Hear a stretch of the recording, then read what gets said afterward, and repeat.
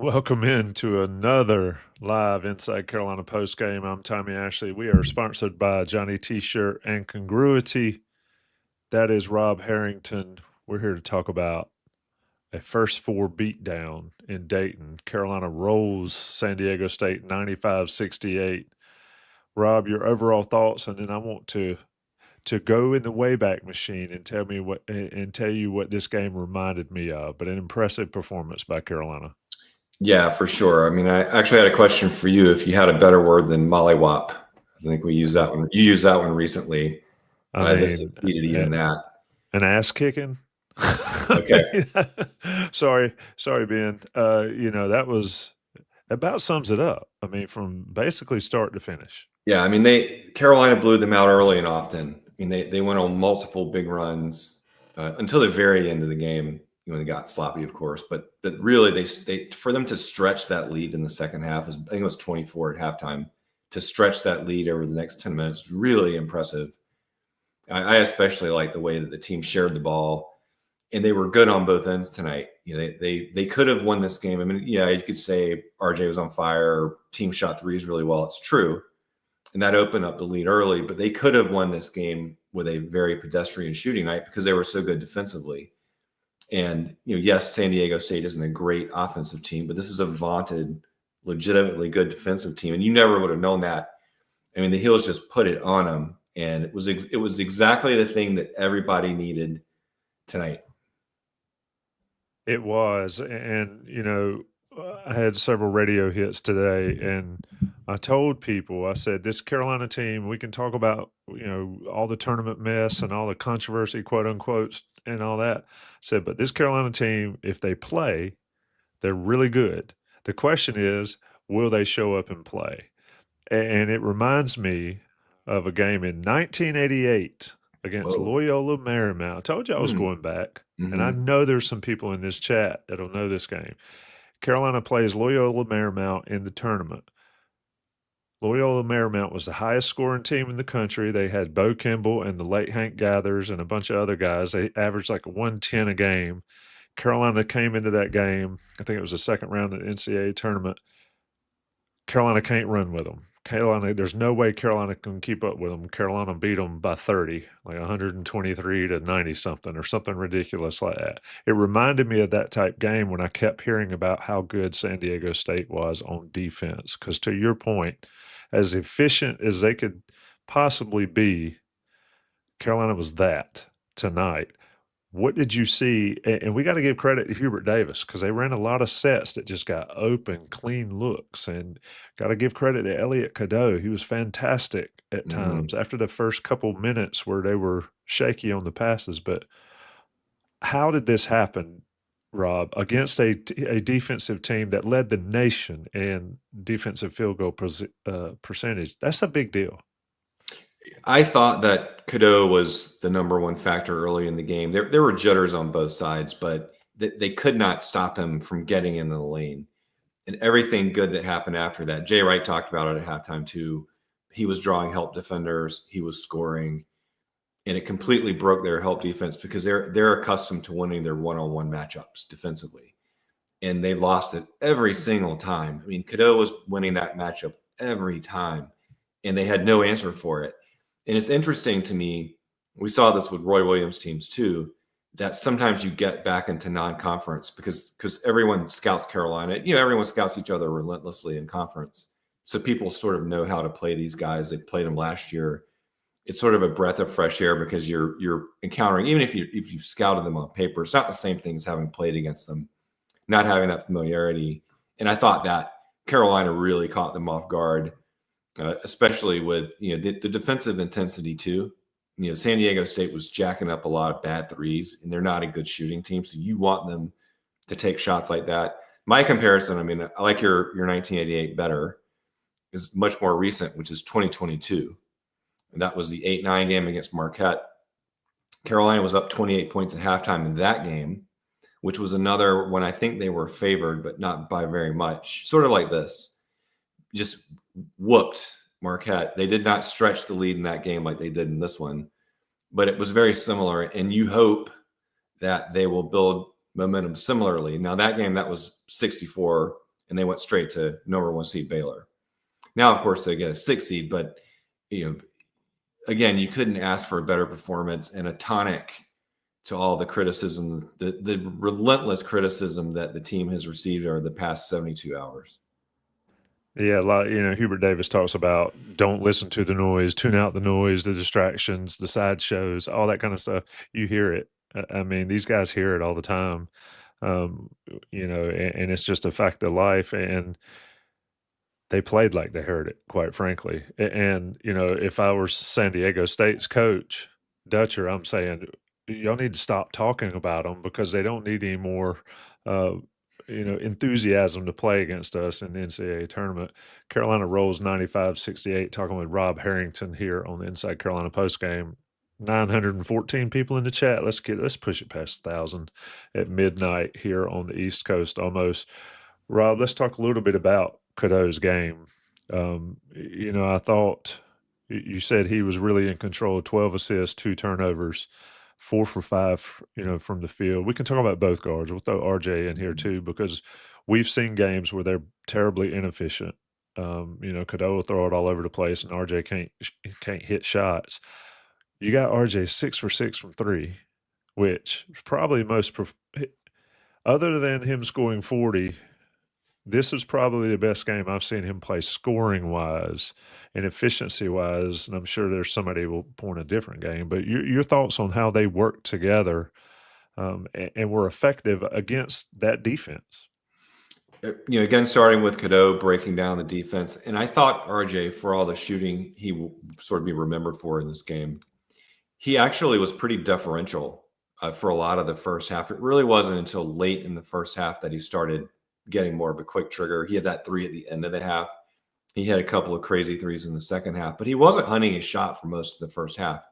He had a layup. He had 1 3, but he was sort of allowing himself to be a decoy, and that enabled Cadeau to run the show and orchestrate the way that he was. And of course, they were just stretching the defense to the point that it ripped over and over. I thought that dynamic worked really well, and the fact that Davis scored all those points is a little misleading because it wasn't until later that RJ really started to get cooking. This wasn't one of his games like 2024 where he was looking to establish his scoring early. It actually unfolded about a quarter of the way into the game at the earliest. Yeah, it came to him. I mean, I think they showed at some point he had 9 points, and I was like, wow, they're doing this, and he's only got 9. He finishes with 26. Like I mentioned, 6 of 6 from 3, 4 or 5 free throws, and then 8 of 12 overall. Just a solid performance by him. When we talk about the defense, it was a group effort. Seth Trimble comes in and he plays solid defense.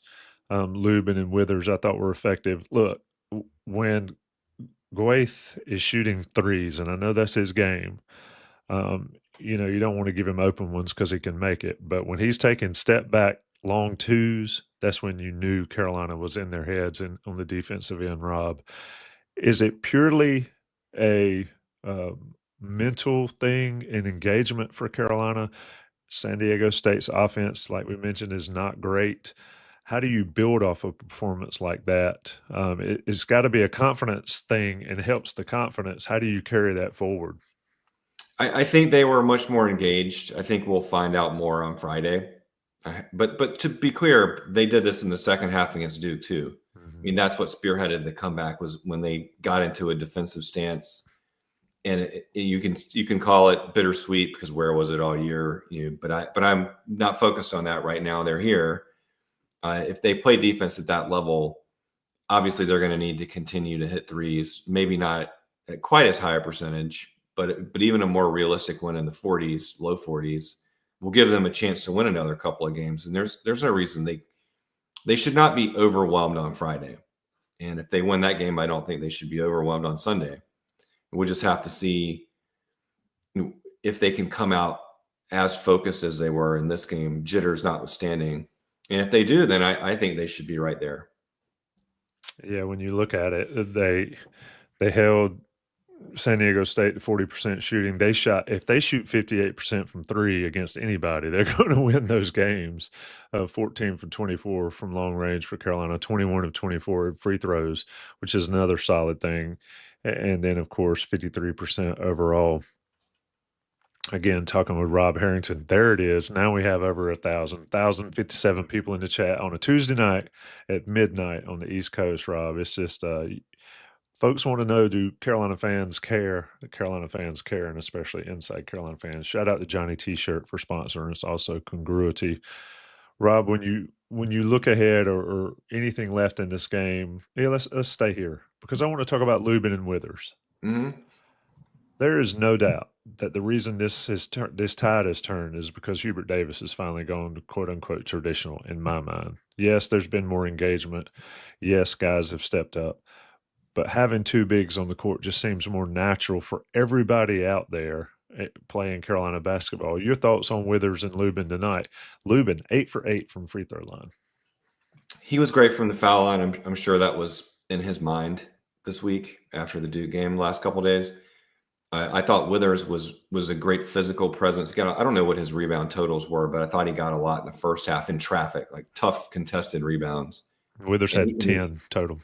Yeah, I mean, that's excellent. And I thought just his overall physical play, as we've talked about, when they went to the traditional lineup, traditional size lineup, he continues to give them the physicality we thought they would get, plus this bonus of 3-point shooting. And now people have to be worried about him. You really don't want to leave him wide open anymore.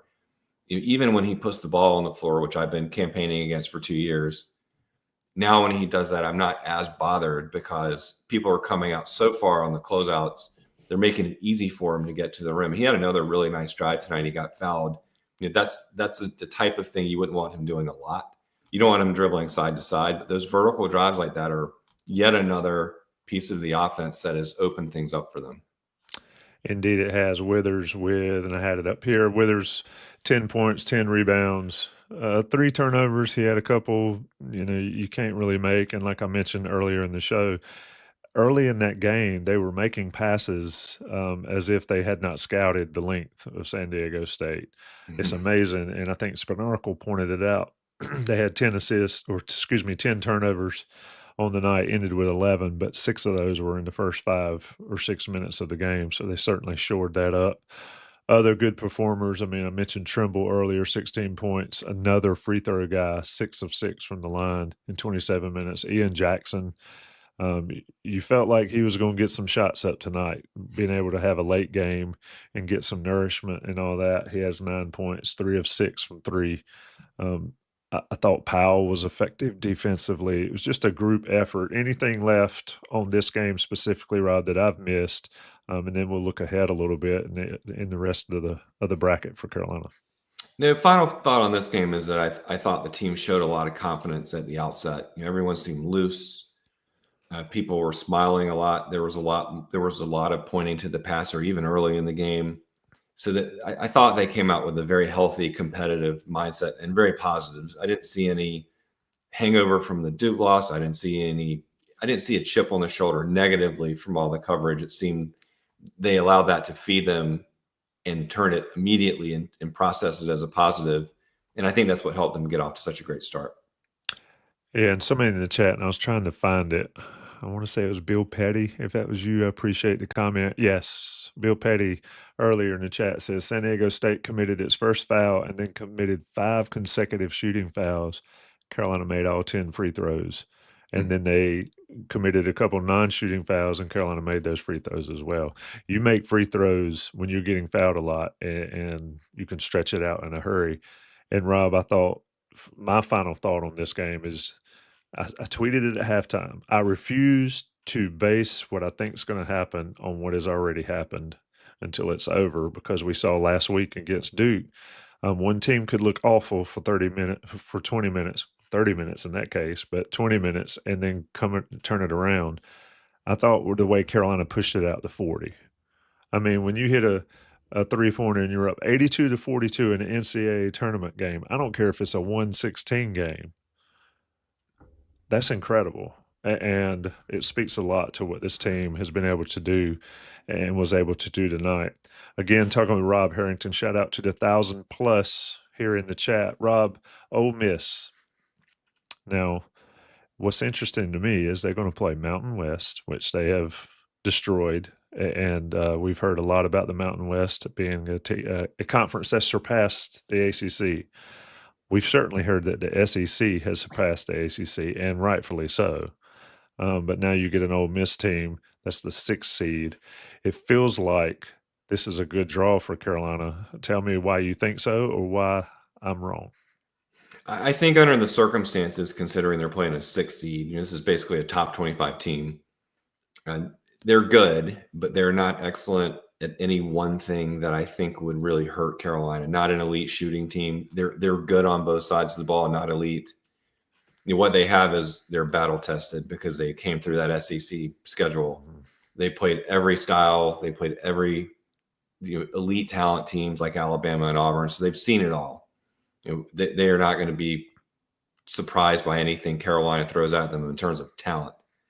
So from that point of view, and we know how poorly the ACC has fared against the SEC this year, and we know how poorly Carolina specifically has fared against the SEC the last couple of years. Getting knocked out of the tournament last year by a 4 seed when you're a 1 seed. They need to sort of get that off their shoulders. I think they need to prove they can still beat a team from that conference. They should be the underdog, but not a big one. And I think style-wise, it's, again, considering it's a 6 seed, good team, I think it's about all they could ask for.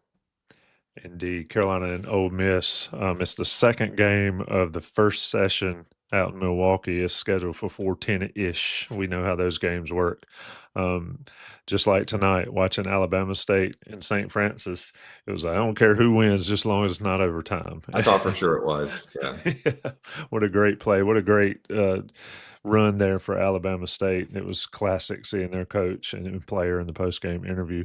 Rob, just looking at March Madness, I mean, we were talking after the Duke game, we talked, and we did not know if we would be here talking about Carolina in the tournament. And my view at that point was like, I don't even really care about the tournament if Carolina's not in it and there's not something to play for other than to watch the team from Durham lose or hope they lose. But your thoughts on this tournament now that you've seen the bracket? We hadn't had a chance to talk to you about it. You've seen the bracket. Obviously, we know Carolina's path, but what do you think overall of the tournament bracket as we see it at today before the madness really starts on Thursday? I never formed too strong opinions about the matchups at the early stages because so much changes. So when people say, "Oh, this team got an easy bracket or a hard bracket," one upset changes the balance. I'm delighted that I get to have Thursday with no Carolina game, and I can just watch. It's so much fun to watch the tournament when your team is in it and they're not playing. Mm-hmm. But they're still alive, but they're not playing, so you can just relax. You can smoke a pork butt, you can do ribs, you can do fish if you like to be healthier. That's not me, but whatever you're into, you can have beverages of your choice all day. So that's Thursday. And whatever happens, I'm not going to worry about it. Friday, we lock in. We'll do the post game. We'll have 1,000+, hopefully victoriously. And so that is all I think about is I get to enjoy that first day with zero pressure. You already get a win. They're coming out Friday. Beautiful. We need to talk about that. Carolina baseball is playing in Boston this weekend. If you're doing all that cooking, I mean, I could be persuaded to be in Boston this time of year to watch a little basketball and see some baseball and eat good food on the way. I agree with you 100%. I think from Thursday at noon to Sunday night at midnight, if you're a college basketball fan, that is what it's about. I talked a while back after covering the Battle for Atlantis. If you're a college basketball junkie and you like to watch it in person, go see it at the Battle for Atlantis down in Bahamas because you'll never get that close and you'll never have that much interaction with the players. TV version, this is it. Thursday at noon to Sunday at midnight. Carolina will be playing at worst Friday at 4 o'clock or 4:30 or 5 o'clock or whenever the first game's over, 45 minutes after the end of the first game, and then potentially on Sunday. Rob, it's always fun to talk. I'm glad we've got at least one more to do. Carolina. Me too. I didn't want to end the season on the last one. I'm very happy. Well, it was did not want to end on a lane violation. I think San Diego State wished Carolina season Yeah. ended on a lane violation. West Carolina, Virginia was the most mad team coming into tonight. San Diego State's now the most mad team about the San, Carolina getting in. San Diego State caught the wrath created by a lot of people with a lot of talk about justice when it's a basketball game. Let's get real, folks. You know, it's ironic. If I'm not totally mistaken, West Virginia women are will be in Chapel Hill this weekend in that little pod, potentially to play Courtney Bankhart and the Tar Heels in the second round. That's right. Can't make it up. That's Rob Harrington. I'm Tommy Ashley. Shout out to Johnny T-Shirt, JohnnyT-shirt.com. It's after midnight and I turn into a pumpkin. But JohnnyT-shirt.com, and check out Congruity. Email Matt at congruityhr.com for small to mid-sized business assessment. Rob Harrington, we'll see you Friday. Thanks, See you then. everyone.